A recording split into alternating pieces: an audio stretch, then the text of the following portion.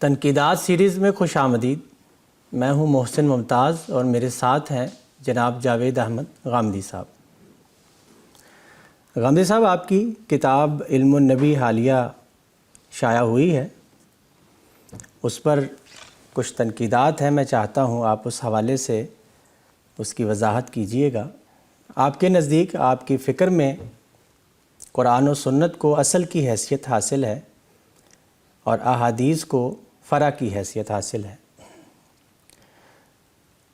آپ کی کتاب علم النبی میں علامات قیامت یا اس طرح کی اور احادیث بھی آتی ہیں، تو آپ ان کو قرآن مجید سے کیسے متعلق کرتے ہیں جبکہ ان کا ذکر قرآن مجید میں نہیں ہے؟ اس میں پہلی بنیادی بات تو یہ سمجھ لیجئے کہ جن چیزوں کا آپ ذکر کر رہے ہیں وہ پہلی بار میری کتاب علم النبی میں زیر بحث نہیں آئیں۔ علامات قیامت کے عنوان کے تحت ایک پورا باب میری کتاب میزان میں بھی موجود ہے۔ میزان کا پہلا ایڈیشن 2007 میں شائع ہوا تھا۔ اس کے بعد یہ کئی مرتبے چھپ چکی ہے۔ یہ پورا باب ہر ایڈیشن میں موجود رہا ہے۔ ناقدین کو داد ہی دی جا سکتی ہے کہ وہ یہ بتا رہے ہیں کہ پہلی مرتبہ یہ بات علم النبی کو پڑھنے کے بعد ان کے علم میں آئی۔ میں نے اس کتاب کے دیباچے میں بھی لکھا ہے اور بارہا اس سے پہلے بھی عرض کیا ہے کہ اس نوعیت کی جتنی چیزیں روایات میں آئی ہیں یا اخبار احاد کے ذریعے سے منتقل ہوئی ہیں وہ سب اخبار النبی ہیں، یعنی نبی صلی اللہ علیہ وسلم نے کسی موقع پر ہمیں ماضی کے بارے میں کوئی خبر دی یا مستقبل کے بارے میں کوئی خبر دی، صحابہ کرام نے اس کو سنا اور آگے منتقل کر دیا۔ اسی طرح کے اخبار قرآن مجید میں بھی ہیں، انہیں آپ اخبار القرآن کہہ سکتے ہیں۔ مثال کے طور پر قرآن مجید میں ذوالقرنین کے واقعات بیان ہوئے ہیں۔ یہ ماضی کا ایک معاملہ ہے جس کی تفصیلات قرآن نے ایک خاص موقع پر بیان کر دی۔ اصحاب کہف کا قصہ بیان ہوا ہے، یوسف زلیخا کی سرگزشت بیان ہوئی ہے۔ اسی طرح اور بہت سے واقعات ہیں وہ قرآن مجید میں بیان کیے گئے ہیں۔ بنی اسرائیل کی پوری تاریخ سورہ بقرہ میں اشارات کی صورت میں زیر بحث آئی ہے۔ یہ سب چیزیں کیا ہیں؟ یہ قرآن مجید کے اخبار ہیں۔ بالکل اسی طریقے سے مستقبل کے بارے میں بھی بہت سے اخبار قرآن میں مذکور ہیں، مثلا یاجوج و ماجوج کا خروج۔ مثال کے طور پر یہ اعلان کہ قیامت کے دن تک نصارہ یہود پر اپنا غلبہ قائم کیے رکھیں گے، یا مثال کے طور پر یہود کے بارے میں یہ اعلان کہ وہ اللہ کے غضب کی زد میں ہے، لہٰذا وقتاً فوقتاً ان پر ایسے لوگ مسلط کیے جاتے رہیں گے یسومونہم سوء العذاب، جو انہیں بدترین عذاب کا مزہ چکھائیں گے۔ ایسے ہی خود قرآن نے بیان کیا ہے کہ اس نے پیشین گوئی کی تھی کہ اس وقت اگرچہ اہل فارس کو غلبہ حاصل ہو گیا ہے لیکن زیادہ دن نہیں گزریں گے کہ غلبت الروم کی یہ صورتحال بدل جائے گی اور یہ لوگ سیغلبون، یہ غلبہ حاصل کر لیں گے۔ ظاہر ہے یہ بھی ایک مستقبل کی اطلاع یا مستقبل کی خبر تھی۔ اس طرح کی دسیوں اور چیزیں پیش کی جا سکتی ہیں، یہ قرآن مجید میں بھی ہیں، وہاں بھی ان سے ہمارے دین میں کوئی اضافہ یا کمی نہیں ہوتی، نہ کسی عقیدے میں نہ کسی عمل میں۔ یہ روایتوں میں بھی آ گئی ہیں، اس سے بھی کوئی کمی یا کوئی اضافہ نہیں ہوتا، البتہ ہماری معلومات میں ضرور اضافہ ہوتا ہے۔ رہا ان کے ماننے کا سوال، تو وہ جس طریقے سے منتقل ہوں گی اس کے لحاظ سے ان کے بارے میں فیصلہ کیا جائے گا۔ وہ اللہ کی کتاب میں ایک خبر کی صورت میں آ گئی ہیں تو ظاہر ہے اللہ کی کتاب قطعی الثبوت ہے، اس کے انکار کی کوئی وجہ ہی نہیں ہو سکتی، اس کی دلالت بھی بالکل قطعی ہوتی ہے، لہٰذا وہ جیسے بیان کی گئی ہیں ان کو ماننا ضروری ہوگا۔ وہ کسی روایت میں آئی ہیں تو روایات کے بارے میں جو قاعدہ ہے کہ ان کی تحقیق کی جائے گی، یہ دیکھا جائے گا کہ رسالت مآب صلی اللہ علیہ وسلم کی طرف ان کی نسبت کی کیا نوعیت ہے۔ وہ روایت صحیح کے درجے میں ہے تو وہاں رکھی جائے گی، حسن کے درجے میں ہے تو وہاں رکھی جائے گی۔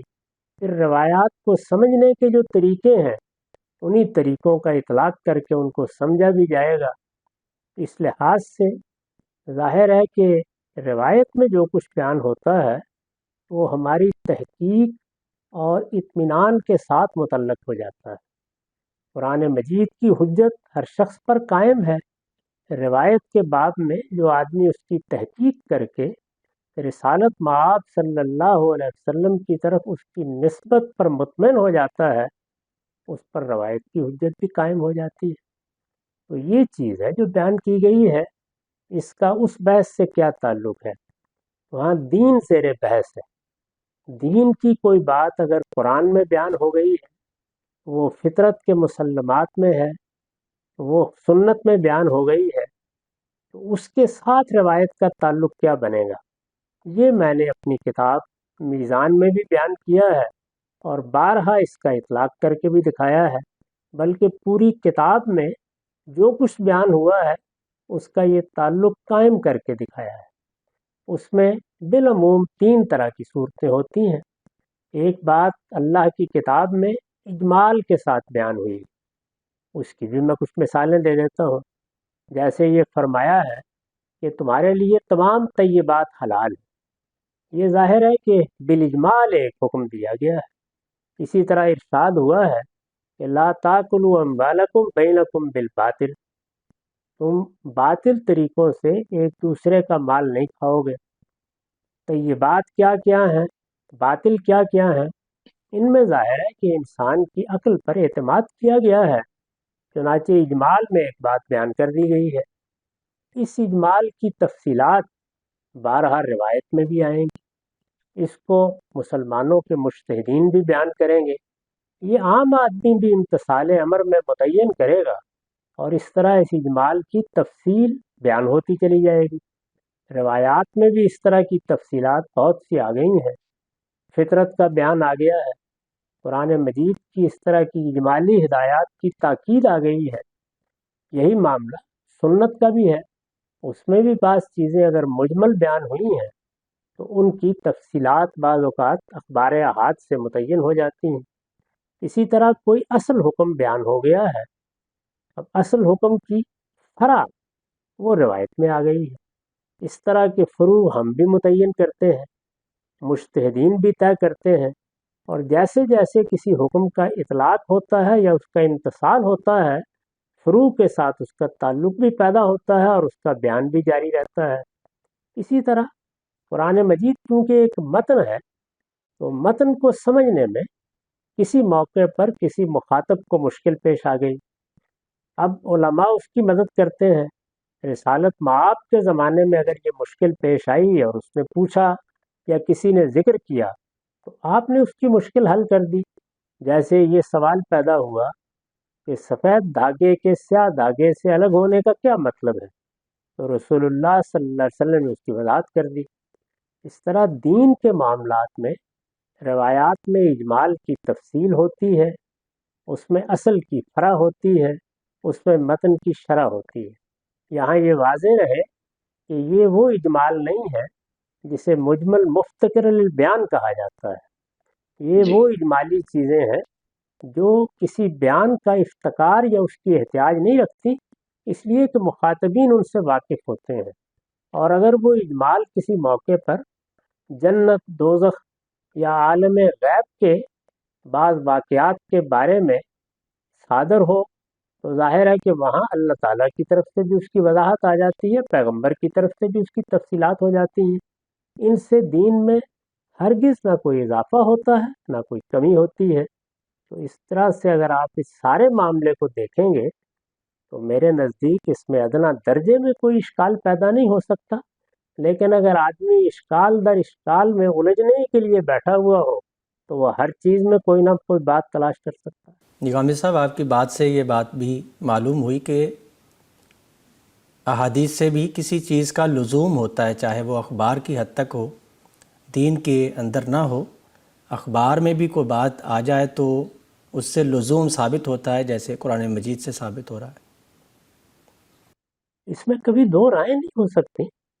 میں نے تو بارہا یہ بتایا ہے کہ روایت میں کوئی بات اگر آ گئی ہے اور رسالت مآب صلی اللہ علیہ وسلم کی طرف اس کی نسبت میرے نزدیک، آپ کے نزدیک، امام بخاری کے نزدیک، امام مسلم کے نزدیک، ابو حنیفہ کے نزدیک متحقق ہو گئی، اطمینان ہو گیا کہ یہ رسول اللہ کی بات ہے، تو میرے الفاظ یہ ہیں، اب وہ میزان میں پڑھ لیجئے، کہ پھر ہر صاحب ایمان پر اس کی حجت قائم ہو جاتی ہے۔ اس کا مطلب کیا ہے؟ اس میں کوئی حکم بیان ہوا ہے، کوئی فیصلہ بیان ہوا ہے، تو اس کے سامنے سر تسلیم خم کیا جائے گا۔ اور میں نے اسی کی تائید میں قرآن مجید کی وہ آیت نقل کی ہے کہ اللہ کے پیغمبر کا فیصلہ جب سامنے آ گیا تو پھر کسی مسلمان کے لیے اس سے ادنا انحراف کی کوئی گنجائش باقی نہیں رہتی۔ دونوں میں جو فرق ہے وہ بارہا واضح کیا ہے کہ قرآن مجید کی حجت ہر شخص پر قائم ہے، اس لیے کہ وہ محتاج تحقیق نہیں ہے، لیکن روایات لوگوں کے ذریعے سے نقل ہوئی ہیں، ان کی تحقیق ضروری ہوتی ہے۔ یہ نہیں ہو سکتا کہ کوئی بھی شخص بیان کر دے تو ہم کہیں کہ آمنا و صدقنا، اس کی تحقیق کی جائے گی۔ یہی تحقیق محدثین کرتے رہے ہیں، فقہا کرتے رہے ہیں۔ پھر جب اطمینان ہو جاتا ہے کہ یہ ہمارے پیغمبر کی بات ہے تو دین نام ہی اس کا ہے کہ پیغمبر کی بات کے سامنے سر تسلیم خم رکھا جائے۔ البتہ بات ہے کیا، اس میں کیا کہا گیا ہے، اس کا مدعا کیا ہے، یہ سب چیزیں اسی طرح متعین کی جاتی ہیں جس طرح قرآن مجید میں کوئی آیت پڑھتے ہیں تو وہاں متعین کرتے ہیں کہ اللہ تعالیٰ کا منشا کیا ہے، مدعا کیا ہے، لفظ کیا بتا رہا ہے، تالیف جملہ کیا بتا رہی ہے، سیاق و سباق کیا ہے۔ مطلب کی تعین کرنے میں میرے اور آپ کے درمیان اختلاف ہو سکتا ہے، لیکن یہ بات تو بالکل مسلم ہے کہ اللہ کے پیغمبر کے سامنے ہر مسلمان کو یہ ہدایت کی گئی ہے کہ وہ اپنا سر تسلیم خم رکھے۔ اگلی نشست کے لیے اجازت دیجیے، خدا حافظ۔